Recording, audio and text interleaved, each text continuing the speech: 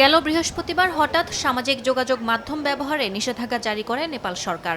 সরকারের সিদ্ধান্তে বন্ধ করা হয় ফেসবুক, ইনস্টাগ্রাম, ইউটিউব, এক্স সহ ২৬টি জনপ্রিয় প্ল্যাটফর্ম। নেপালের যোগাযোগ ও তথ্য প্রযুক্তি মন্ত্রণালয়ের দাবি, নিবন্ধন না থাকায় বন্ধ করা হয় মাধ্যমগুলো।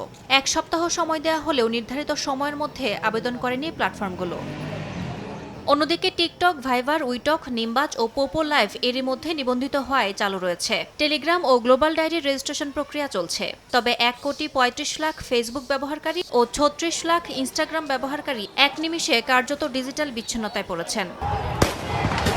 এই সিদ্ধান্তের বিরোধিতা করেই শুরু হয় আন্দোলন। তবে বিক্ষোভকারীরা বলেন, বিষয়টি এখন আর শুধু সামাজিক যোগাযোগ মাধ্যমে নয়, এটি দুর্নীতি বিরোধী গণ আন্দোলনের রূপ নিয়েছে। জানান, এই লড়াই রাষ্ট্রীয়ভাবে প্রাতিষ্ঠানিক দুর্নীতির বিরুদ্ধেও। সরকারের স্বৈরাচারী মানসিকতার বিরুদ্ধে পরিবর্তনের দাবিতেই রাস্তায় নেমেছেন বলে জানান তারা।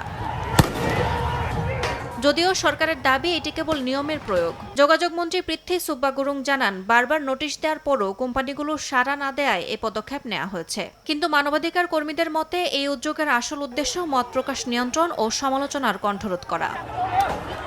ইয়াসমিন অনন্যা, সময় সংবাদ।